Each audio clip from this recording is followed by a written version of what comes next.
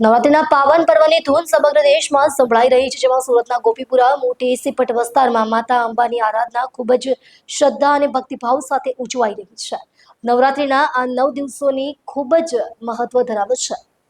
આજે 51 જેટલી કન્યાઓને ભોજન કરાવી પૂજા કરાઈ હતી. હાલ સમગ્ર સુરત શહેર સહિત દેશભરમાં નવરાત્રિની ધૂમધામપૂર્વક ઉજવણી કરવામાં આવી રહી છે. નવરાત્રિના દિવસોમાં મા અંબાની આરાધના અને પૂજા અર્ચના ધાર્મિક શ્રદ્ધા સાથે કરવામાં આવી રહી છે. નવરાત્રિ દરમિયાન કન્યા પૂજન વિધિ વિશેષ શ્રદ્ધા સાથે કરવામાં આવે છે. ધાર્મિક માન્યતા અનુસાર આ દિવસે માતા દુર્ગા માસૂમ કન્યાના સ્વરૂપમાં ભક્તોના ઘરે પધારે છે. કન્યાઓને માતાના સ્વરૂપ માનીને તેમનો આદર સત્કાર કરે છે. તેમની પાવન પગથી ઘરનો ઘાટ કરાવે છે અને ભોજન કરાવીને તેમની સેવા પૂજા કરે છે. ગોપીપુરા વિસ્તારમાં નવરાત્રી દરમિયાન 51 જેટલી કન્યાઓને ભોજન કરાવી પૂજા અર્ચના કરવામાં આવી હતી. કન્યા પૂજાથી માતા દુર્ગાની વિશેષ કૃપા અને આશીર્વાદ પ્રાપ્ત થાય છે.